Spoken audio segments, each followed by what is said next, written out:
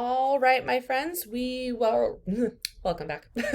um, so we just finished up talking about chapters 8 and 9, so waves and tides and all that stuff, and kind of started to talk about how they interact with the shoreline.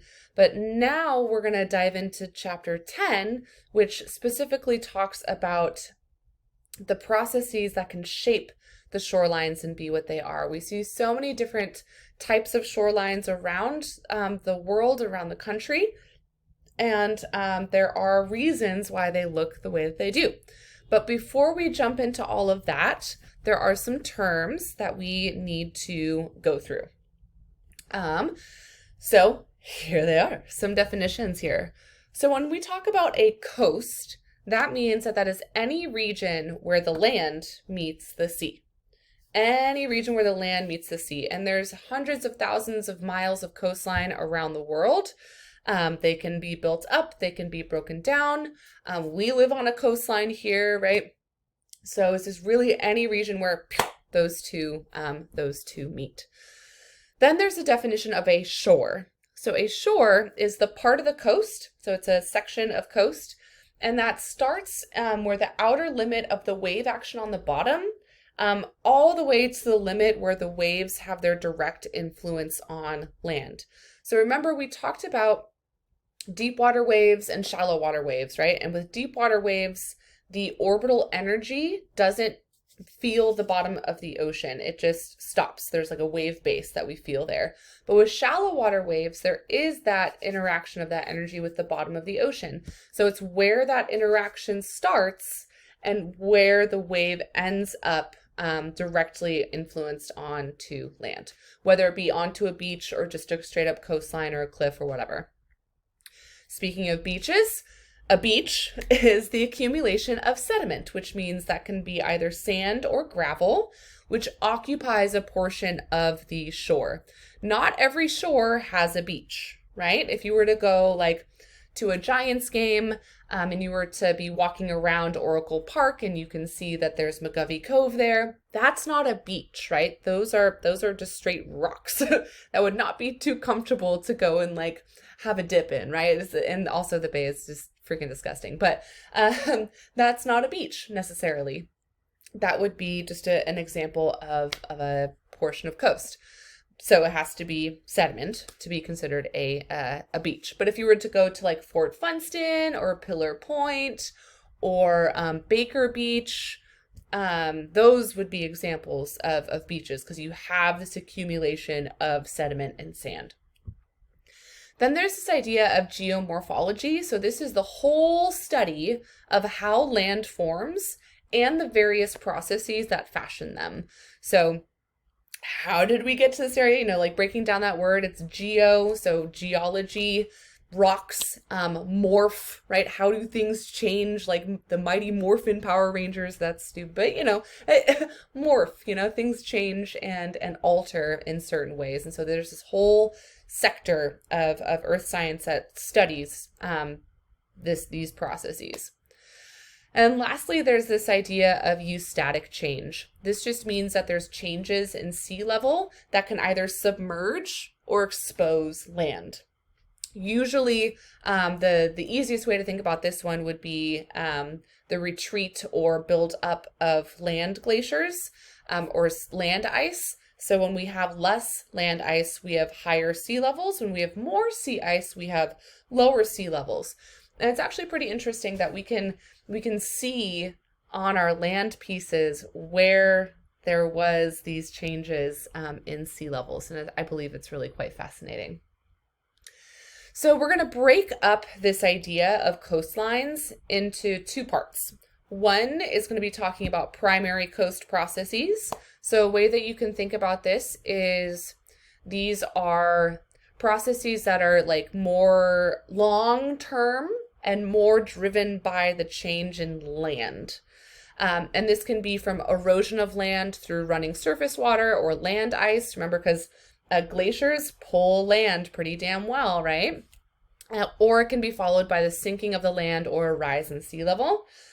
So I meant to put this on a previous slide perhaps, but erosion simply means to take away, and deposit means to add on to. So we could also think of primary coast processes as the deposit of sediments, which can be carried by rivers, glaciers, or wind. We've talked about sediments a bit before. So again, these are more like, in a sense, land-based processes. We'll talk about secondary coast processes later on.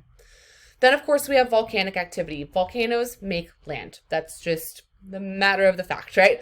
We've seen a lot of different volcanic activity the past year or so. You know, Hawaii is having a moment, yeah, or was at least around this time last year. So Hawaii is built on top of a hotspot, if we remember way back when we talked about all that, which was kind of fun. And then lastly, there's this uplift and subsidence of land by earthquakes and associated crustal movements. So a way that you can think about that would be like with some of these major earthquakes, there's a lot of movement of land that can happen, whether it be smashing together or falling apart. And if there's any man-made structures on that, it can be kind of dicey, right? Or even going back to that idea of accretion and accreted terrains that we talked about a long time ago as well, where there's pieces of coast that are attached to the bottom of the ocean that are attached to the crust, and they get smooshed into the next plate, which is what we have here. So I think an easy way to help remember the differences between primary and secondary is primary are coastlines that are shaped by subaerial processes. These are things that you would have to be kind of really far away to really see. So these next several slides are just going to be a whole bunch of little pretty pictures. So I'll try and describe them as best as I can. So the first primary coast process that we can observe is something called a drowned river valley or a ria coast. And this example here is the Chesapeake Bay in Maryland and Virginia on the east coast of the United States. So we have many different rivers feeding into this river valley here. And it kind of has filled in thanks to all these rivers feeding into this bay. You could also consider the Bay Area part of a drowned river valley in a sense. Just because we're one primary coast doesn't mean there's not other sort of coastal processes as well. The drowned river valley coast or the Ria coast in this particular case doesn't have both. So that's why I use this one as an example here.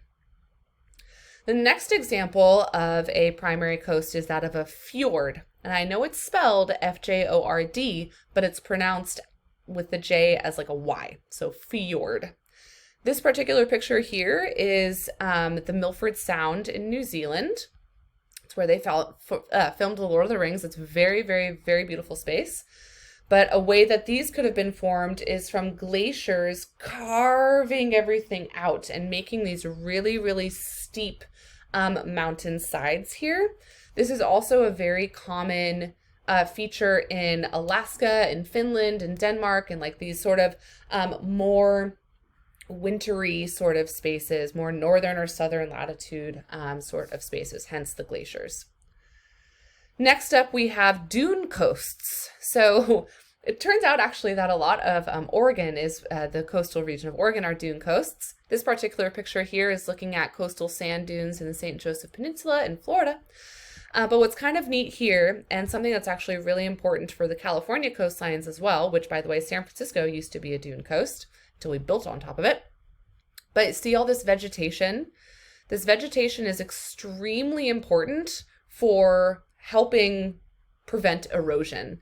So the roots go into the sand or into the clay, whatever the material happens to be, and it keeps that land in place. So it's a very important thing for just vegetation in general. If you've been to a beach around here and you've seen like, they're little succulents, but they look like a bunch of green little fingers with like some red tips on them sometimes. That's technically an invasive species, but they are very important for keeping our coastline from completely eroding away. Next up, we have the Fault Bay. Hey, does this satellite image look familiar? Hopefully it does, because it is the Bay Area of California. So here we have various faults, right? We have our San Andreas Fault, the Hayward Fault, Mount Diablo Fault, all these different faults. And this goes back into this idea of accreted terrains and being on a transform boundary, right? So we have all of these different veins which have shaped the landscape of the entire Bay Area, which is really fascinating, right? Because we have like the South Bay, which is in between two coastal mountain ranges. You know, we have the East Bay Hills versus like the Mount Diablo Hills and the further East Bay Hills. So all of these here are due to being associated with faults and accreted terrains. Last little buddy that I want to chat about in terms of primary coast processes are marine terraces. So marine terraces I think are really fascinating because you're looking at ancient sea cliffs, kind of what are now above water, but they used to be below water. So these used to be out in the ocean, or the sea levels were so high that these were drowned beaches. And where we see present sea level and drowned beaches currently, maybe one day, several thousand years from now, they can be up above water level, just like their predecessors were. All right, the last little bit of processes to talk about are the secondary coast processes. So you can think of these as water processes. So these are thanks to erosion from waves, currents, or the dissolving action of seawater, or the deposition of sediments by waves, tides, and currents, or alteration by marine plants and animals, or kind of like an and/or situation for all of these.